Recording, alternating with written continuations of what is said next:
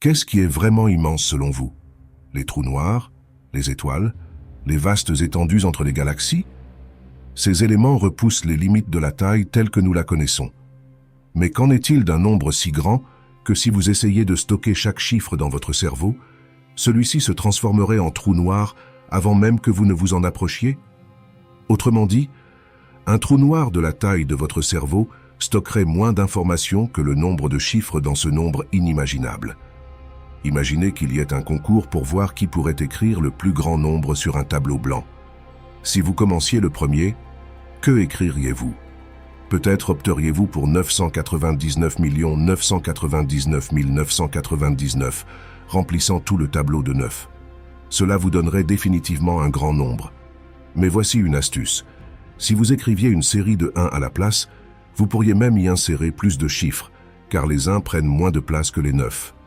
Soudain, vous auriez un nombre encore plus grand, simplement en utilisant un chiffre plus efficace.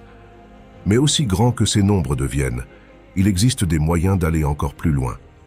Imaginez utiliser des notations spéciales conçues spécifiquement pour créer des nombres inimaginables. L'une de ces méthodes est la notation avec des flèches de Knuth, qui ouvre la porte à des nombres qui font paraître des rangées de 9 et de 1 insignifiantes en comparaison. La notation avec des flèches de Knuth peut être simplement considérée comme un outil pour empiler les exponentiations. C'est une abréviation qui nous permet de pousser la multiplication et les puissances à un niveau extrême, construisant des nombres gigantesques avec seulement quelques symboles. Voici une progression simple de cette notation. Avec une flèche, nous commençons avec des exponentiations basiques. 3 flèches 3 égale 3 à la puissance 3, soit 27. Avec 2 flèches, la croissance s'intensifie. 3 doubles flèches 3 signifie 3 à la puissance de 3 à la puissance de 3, soit 3 élevé à 27, ce qui donne 7 trillions. 625 597 484 987. Avec 3 flèches, cela devient incompréhensiblement grand. 3 triples flèches 3 représentent 3 élevé à lui-même plus de 7 trillions de fois. Ce résultat est un nombre si gigantesque qu'il est pratiquement impossible de l'exprimer complètement. Maintenant, allons encore plus loin en ajoutant une flèche supplémentaire, ce qui donne 4 flèches, et voyons ce qui se passe. Avec 4 flèches, 3 quadruples flèches 3 commence par le résultat de 3 triples flèches 3, qui, comme nous l'avons vu, est déjà un nombre inimaginablement grand.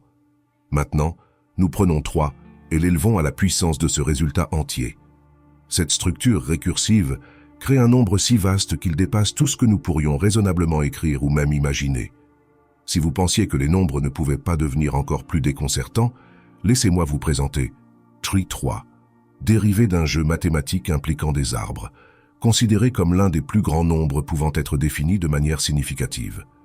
Même si l'univers regorge de processus incroyables comme l'expansion de l'univers, la formation des étoiles et l'effondrement des trous noirs, aucun de ces processus ne peut produire des nombres aussi grands que Tree 3.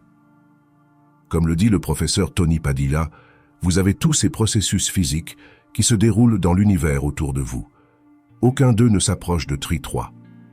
En essence, Padilla met en évidence l'écart immense entre l'échelle de l'univers physique et le domaine des concepts mathématiques abstraits. Ce nombre n'est pas seulement grand, il est d'une échelle qui fait paraître tout le reste minuscule en comparaison. Pour comprendre pourquoi Tree 3 est si incompréhensiblement massif, examinons de plus près comment il est construit. Nous savons que Tree 3 existe, et nous savons que c'est un nombre fini, mais nous ne savons pas exactement ce qu'il est ou combien de chiffres il contient. Le nombre provient d'un jeu impliquant des arbres, qui sont des structures ramifiées utilisées en théorie des graphes. Dans ce jeu, vous créez une forêt d'arbres en utilisant des blocs appelés graines. Chaque arbre est composé en combinant ces graines de différentes couleurs et motifs. Il y a seulement 2 règles dans ce jeu. La première règle est que le premier arbre ne peut contenir qu'une seule graine. Le deuxième arbre, un maximum de 2 graines, le troisième un maximum de 3 graines, et ainsi de suite. Cela ressemblerait à ceci. La deuxième règle est que lorsque vous créez un arbre qui pourrait contenir un arbre plus petit précédent en son sein, le jeu se termine. Pour simplifier, si vous faites un arbre graphique qui inclut la structure d'un arbre graphique plus petit et précédent, le jeu s'arrête. Un arbre est considéré comme contenu dans un autre s'il partage le même motif, avec des graines à ses extrémités se connectant à une graine ancêtre commune de la même manière.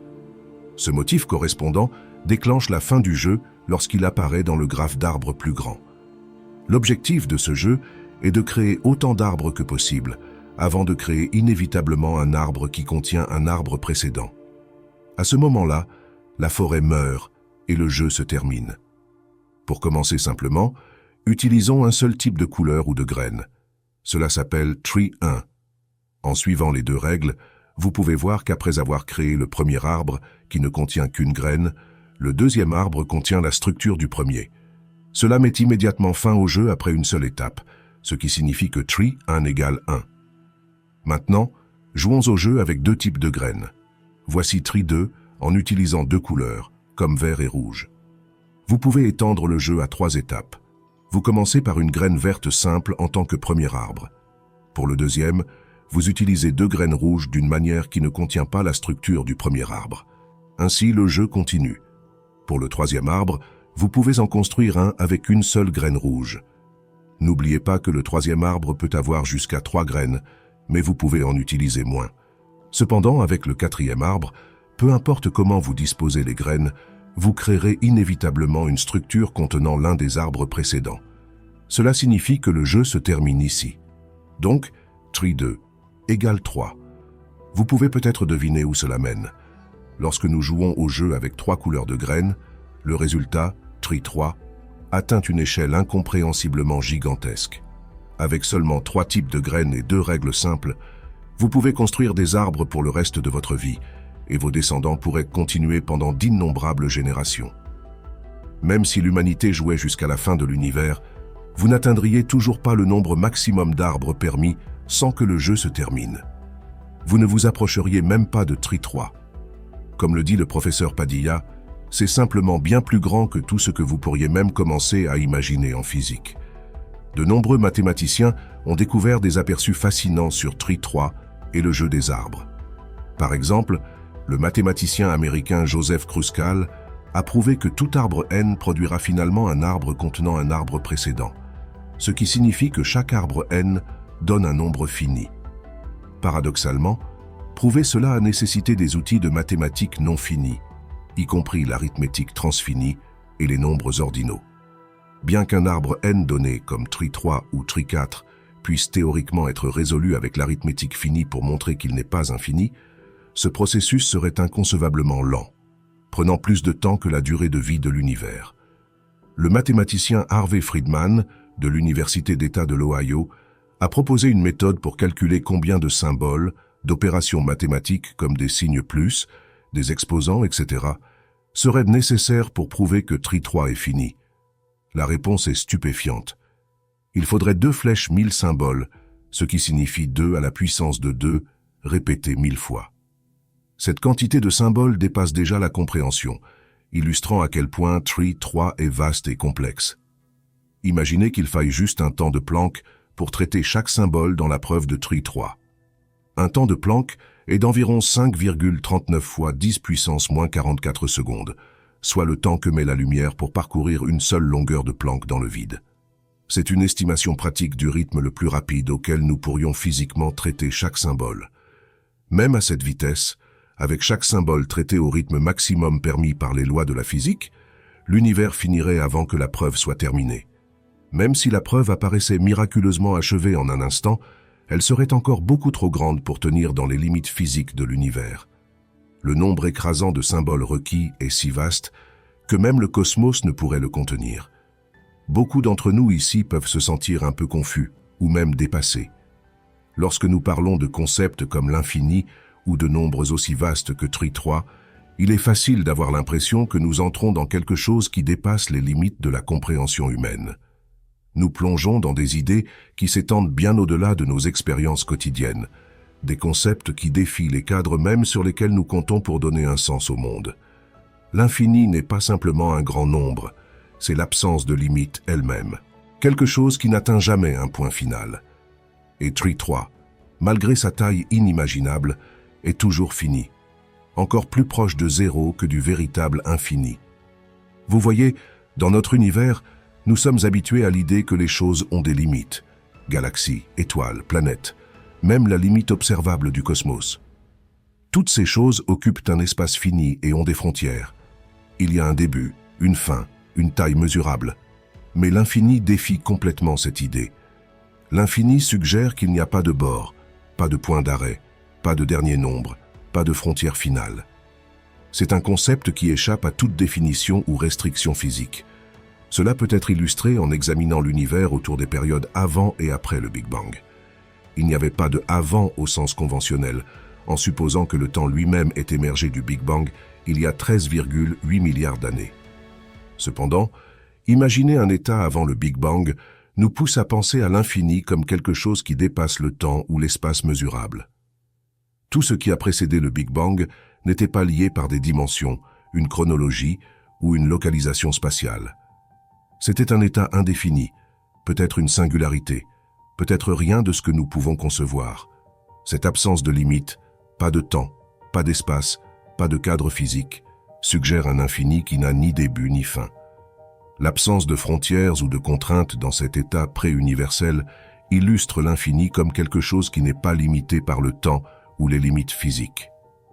L'univers a continué à s'étendre depuis ce moment, sans limite connue. Cette expansion suggère un infini spatial. À mesure que l'univers grandit, il atteint une frontière infinie qui ne s'arrête jamais réellement. De plus, le temps s'écoule infiniment sans point d'arrêt clair ou moment final, renforçant l'idée que le temps lui-même pourrait s'étirer indéfiniment dans l'avenir. Ainsi, à la fois la période avant le Big Bang, un état sans bornes et indéfinissable, et l'expansion après celui-ci, un univers toujours en croissance sans limite, incarnent différents aspects de l'infini. Si l'univers lui-même est infini, cela signifie que l'espace s'étend sans fin, rempli de plus de galaxies, d'étoiles et de planètes au-delà de tout ce que nous pourrions jamais observer. Dans un univers infini, chaque combinaison possible de matière pourrait exister quelque part, peut-être même des réalités parallèles sur des mondes remarquablement similaires aux nôtres. Considérons une expérience de pensée connue sous le nom de paradoxe de Zénon, qui explore la nature étrange et souvent contre-intuitive de l'infini. Imaginez que vous essayez de marcher jusqu'à un mur de l'autre côté de la pièce. Pour y parvenir, vous devez d'abord atteindre le point médian. Mais une fois que vous avez atteint le point médian, il reste encore la moitié de la distance restante à parcourir.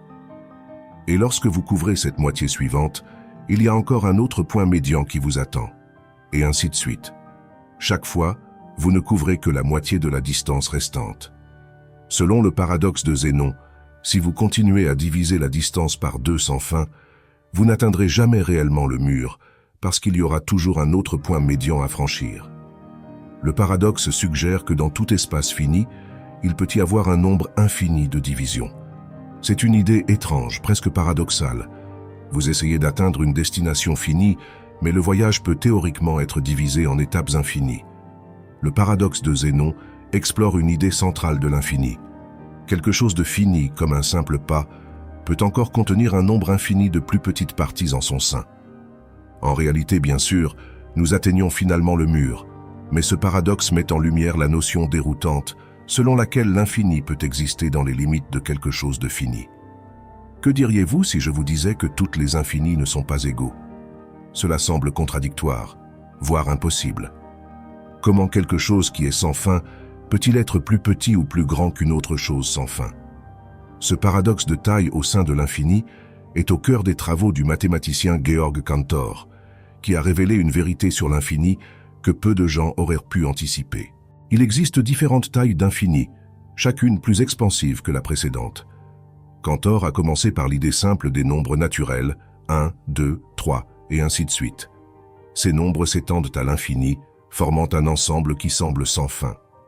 Mais il s'est ensuite intéressé à un autre ensemble, les nombres réels, qui incluent non seulement les nombres entiers, mais aussi les décimales entre eux, comme 0,1, 0,001 ou 0,0001, qui s'étendent sans fin. Grâce à une approche révolutionnaire, Cantor a montré qu'il existe bien plus de nombres réels que de nombres naturels, même si les deux ensembles sont infinis. En d'autres termes, certains infinis sont, d'une manière très réelle, plus grands que d'autres. Cette découverte était aussi radicale que déstabilisante. Elle suggère que même dans l'immensité de l'infini, il existe une hiérarchie, une structure dans ce que nous considérons souvent comme informe. Les travaux de Cantor impliquent que, peu importe à quel point nous imaginons quelque chose de grand ou d'infini, il y a toujours un autre niveau au-delà, une autre couche d'infini s'étendant plus loin que la précédente. C'est comme si l'infini lui-même possédait des profondeurs que nous ne pourrons jamais pleinement sonder, un concept si vaste qu'il dépasse à jamais notre compréhension. D'autres infinis, peut-être encore plus déroutants, existent, cachés juste au-delà de leurs propres limites inaccessibles. Des infinis qui résident en nous, des infinis qui s'étendent dans le passé lointain, et des infinis qui s'étendent sans fin, avec des infinis encore plus grands. Benoît Mandelbrot, un mathématicien d'origine polonaise, a reconnu en 1975 un ordre fascinant caché dans le chaos apparent de la nature, qu'il a découvert grâce à une géométrie unique qu'il a nommée fractale, dérivée du mot latin signifiant briser. Il a découvert qu'à l'intérieur de chaque fractale se trouvait une infinité de motifs, se répétant sans fin, mais toujours subtilement uniques, suggérant que la complexité de la nature est sans limite et tissée dans une profondeur infinie. Grâce au fractal, Mandelbrot a pu quantifier les côtes, modéliser la ramification complexe des arbres, et même le regroupement des galaxies lointaines. Une fractale est un motif sans fin qui est autosimilaire à travers différentes échelles. Elles sont créées en répétant de simples équations mathématiques encore et encore dans une boucle de rétroaction continue. Poussées par la récursion, les fractales sont des images de systèmes dynamiques. Ce qui distingue les fractales, c'est leur autosimilarité et leur indépendance de l'échelle, leur permettant de présenter une complexité infinie. Peu importe combien on zoome ou dézoome, une fractale révèle constamment de nouvelles couches de détails sans jamais devenir plus simple, défiant les limites spatiales typiques. L'ensemble de Mandelbrot, un motif fractal célèbre généré par de simples équations mathématiques, illustre cette notion d'infini en offrant des détails complexes infinis, peu importe à quel point vous l'explorez en profondeur. Cela nous amène à poser la question, l'univers lui-même peut-il être considéré comme fractal? D'une certaine manière, l'univers semble présenter des motifs semblables à des fractales, en particulier dans le regroupement des galaxies et les structures cosmiques à grande échelle. Cependant, à des échelles observables plus vastes, l'univers montre une forme d'homogénéité. Cela signifie que, vu globalement, la distribution de la matière semble relativement uniforme, contrastant avec une véritable fractale, qui conserve une complexité détaillée à chaque niveau. Bien que l'univers observable ne remplisse pas les critères stricts d'une fractale, certains spéculent que si nous pouvions regarder au-delà de nos limites observables, nous pourrions découvrir que l'univers possède des propriétés fractales dans des dimensions plus larges. Cela reste une possibilité captivante, alors que le concept d'infini réapparaît encore et encore en cosmologie, défiant notre compréhension de la véritable structure de l'univers. Ainsi, bien que l'univers ne soit pas fractal au sens traditionnel, il pourrait présenter des structures indépendantes de l'échelle, au-delà de notre portée d'observation, étendant le concept d'infini fractal à des horizons inimaginables. Mais Tri 3 ajoute une nouvelle couche à tout ce dont nous avons discuté. Il prend ces idées déjà complexes, les fractales, le paradoxe de Zénon sur les étapes infinies dans une distance finie, et l'idée de Cantor des différentes tailles d'infini, et introduit un autre type d'immensité. Tri 3 n'est pas seulement grand, c'est un nombre fini qui, malgré une fin, semble presque hors d'échelle. Contrairement aux infinis décrits par Cantor, qui ont un certain ordre, Tri 3 est un nombre fini, mais son échelle est si immense que même les plus grands infinis auxquels nous pensons habituellement semblent petits en comparaison. Tri 3 nous pousse à repenser ce que grand signifie vraiment, car il ne s'étend pas seulement au-delà de ce que nous pouvons compter, mais atteint un point qui dépasse complètement notre compréhension. Tri 3 est fini, car à sa base, il est produit par un processus avec une règle d'arrêt spécifique. En mathématiques, quelque chose est fini s'il existe un point où le processus qui le crée doit se terminer, peu importe à quel point ce point final est grand. Tri 3 suit un processus structuré qui atteint finalement ce point final. Contrairement à l'infini, qui par définition n'a pas de fin, Tri 3 résulte d'une séquence d'étapes qui, bien qu'immenses en échelle, se termine toujours.